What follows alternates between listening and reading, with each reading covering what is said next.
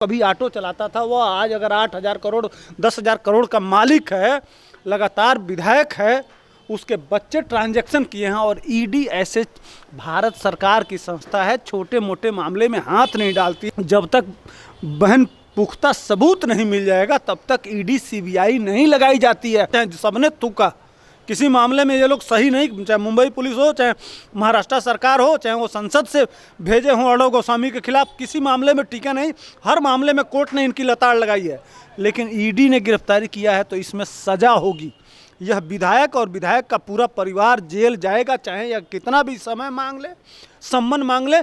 जब तक पुख्ता सबूत नहीं होगा, जब तक बिल्कुल क्लियर नहीं होगा, तब तक ईडी हाथ नहीं डालती है। आज तक जिसके ऊपर हाथ डाली है, कौन कौन बचा ईडी से? सोनिया गांधी बची कि राहुल गांधी बचे कि मर गए अब ये अपना अहमद पटेल, जिसके हाँ पी चिदम्बरम, ये बड़े लोग हैं ना, सुप्रीम कोर्ट के लायर हैं, सारा कानून पढ़े हुए हैं, इनके पास कौन सी जानकारी नहीं है। लेकिन जब पुख्ता सबूत, जब कानून के दायरे में फंस जाएंगे आप, तो लालू यादव मुख्यमंत्री होते हुए भी जेल में उनको जाना पड़ेगा और सजा काटना पड़ेगा। तो यह सरकारी संस्थाएं, अगर देश को लूटोगे, गरीबों का पैसा खाओगे, इनके ऊपर अत्याचार करोगे, तो इस तरह का शोषण जहां होगा, तो इसके साथ जो भी सरकार खड़ी होगी, जो कार्रवाई करेगी, हम उसके साथ हैं। आम जनता को तो खुशी है ना। महाराष्ट्र में जो उद्धव ठाकरे की सरकार है, इसको लगभग 1 साल पूरा हो चुका है। इसको लेकर सोशल मीडिया पे भी तमाम तरीके की बातें चल रही हैं। लोग चाहते हैं कि राष्ट्रपति शासन लग जाना चाहिए, उद्धव ठाकरे को इस्तीफा दे देना चाहिए। इन सारी चीज़ों को लेकर उद्धव ठाकरे की पार्टी हो या फिर पूरी सरकार हो, ये कहते हैं कि बीजेपी सरकार को गिराना चाहती है, बीजेपी षड्यंत्र रच रही है हमारे खिलाफ। बीजेपी क्यों रचेगी? ये इतना पाप कर चुके हैं। अच्छा, एक चीज़ बताइए, पालघर साधुओं के मामला हो, ठीक, जिस तरह से पालघर के साधुओं के साथ अत्याचार हुआ, लिंचिंग हुआ, वो अर्णब गोस्वामी के साथ, सुशांत सिंह राजपूत का मामला ले लीजिए, दिशा साल्यान का मामला ले लीजिए।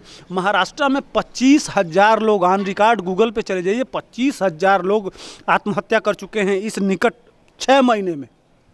ये कोई को नहीं दिखाई दे रहा है, आप गूगल पे जाइए, 25,000 लोग, यह ऑन रिकॉर्ड बता रहा हूँ मैं, कल ही चेक कर रहा था। ये सबसे बड़ी चीज़ है कि आप इसको रोको। तुमको मुंबई में बैठे हुए, सारा पैसा है तुम्हारे पास, सरकार है। सरकार किस लिए चुना जाता है? कि वो गार्जियन के तरह से हमारी सुरक्षा करेगी। तुम शपथ वही लेते हो ना कि हम बिना भेदभाव के, निस्वार्थ भाव से जनता की सेवा का शपथ लेते हो। तुम क्या कर रहे हो?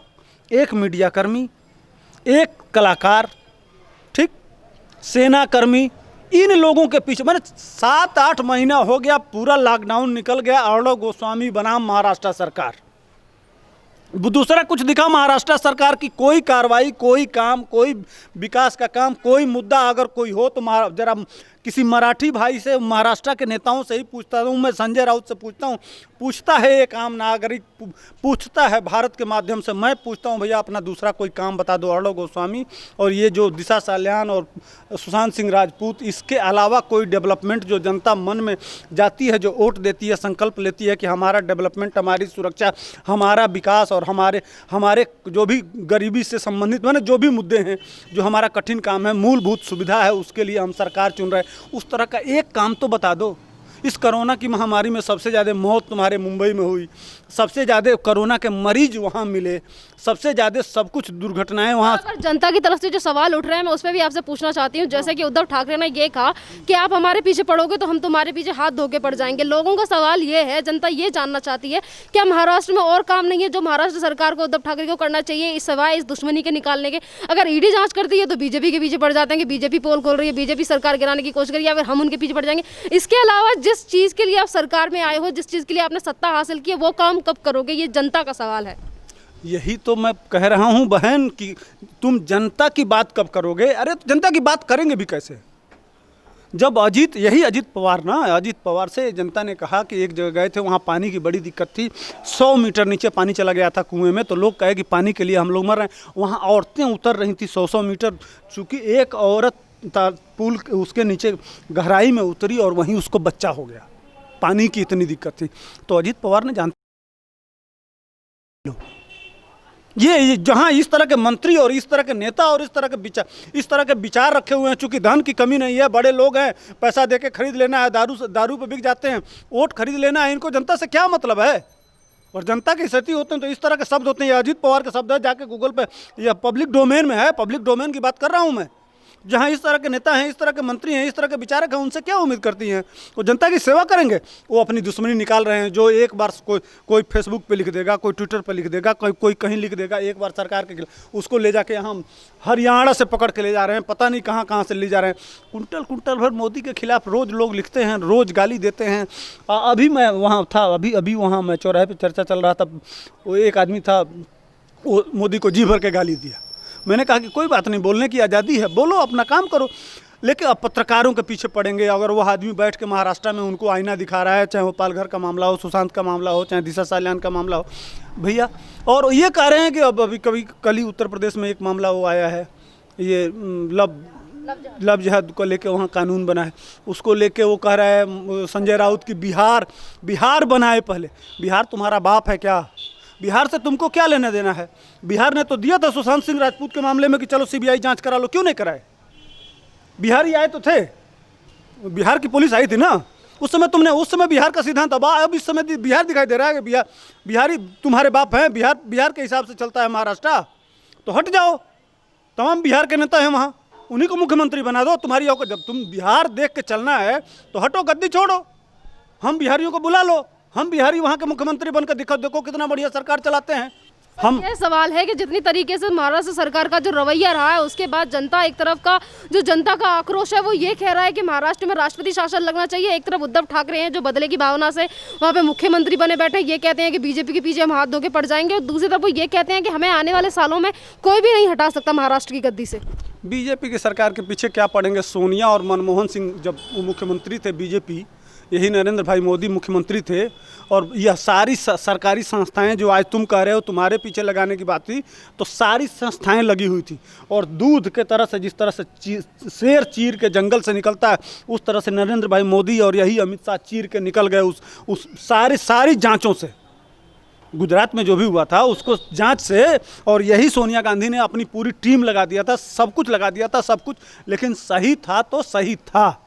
अगर तुम सही हो गए तो चाहे ईडी लगा दें, सीबीआई लगा दें, कुछ भी लगा दे भारत सरकार, सही हो गए तो तुम बचोगे। नियम के हिसाब से करना यह चाहिए महाराष्ट्र सरकार को। आम पब्लिक जो उम्मीद करती एक सरकार से, जैसे आम मतदाता की हैसियत से मुझसे अगर आप पूछ रही हैं कि आप एक सरकार चुनते हैं तो उससे क्या अपेक्षा रखते हैं, तो एक आम नागरिक की तरफ से मैं आपके चैनल के माध्यम से मैं यही उम्मीद करूंगा कि अगर एक विधायक भ्रष्टाचार में पकड़ा जाता है, जो ऑटो चलाता है वह करोड़पति हो जाता है, तो मैं यह चाहूँगा कि मेरा मुख्यमंत्री उस विधायक से तत्काल इस्तीफा ले और बोले कि हमारे सरकार में चाहे वह मंत्री हो, चाहे विधायक हो, चाहे कोई पदाधिकारी हो, अगर वह गलत काम किया है तो उसकी जगह जेल होनी चाहिए। हम अपने मुख्यमंत्री से और अपने नेता से यही उम्मीद करते हैं, हर नागरिक उम्मीद करता है। सर, उद्धव ठाकरे यानी कि महाराष्ट्र के चीफ मिनिस्टर सामना के लिए इंटरव्यू देते हैं, वो भी संजय राउत के लिए, और उसमें वो ये कहते हैं, बीजेपी पे तंज कसते हैं और ये कहते हैं कि अगर आप हमारे पीछे पड़ोगे तो हम तुम्हारे पीछे हाथ धो के पड़ जाएंगे। तो चाह तो रहे हैं कि दोनों एक दूसरे के पीछे पड़ें, लेकिन एक सकारात्मक पढ़ो ना। जिस तरह से मान लो तुम्हारा विधायक अगर ऑटो चलाता है वो करोड़पति हो जाता है, तो उसके पीछे ईडी चल रही है, तो ऐसे लोगों का जांच होना चाहिए। तुम भी इस तरह के, भारतीय जनता पार्टी की 6 साल की सरकार हो गई, तुम्हारी भी नैतिक जिम्मेदारी है। मैं तो पूरे विपक्ष को आहूत करता हूँ, मैं राहुल गांधी को आहूत करता हूँ, सोनिया गांधी को आहूत करता हूँ, जितने भी भारत सरकार में जितने नेता हैं ओवैसी से लेकर सारे, खोलो ना। 6 साल हो गया, हम लोग तो इंतजार कर बैठे हैं।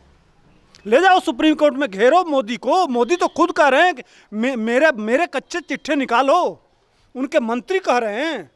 यही तो विपक्ष का काम होता है, इसी का तो इंतजार कर रहे हैं। यही काम तो वहाँ फडणवीस और ये भारत सरकार कर रही है, या तो हम चाह ही रहे हैं यार, खोलो ना। ये गरीब ऑटो रिक्शा वाले और ये ठेला वाले, खोमचा वाले, इनके पीछे ईडी आएगी कि जो एक रिक्शा चलाता था और पति कैसे हो गया, उसी के पीछे नहीं जाना चाहिए। ये लाखों करोड़ रुपए जो हमारे भारत सरकार के अधिकारी लेते हैं, किस काम के लिए?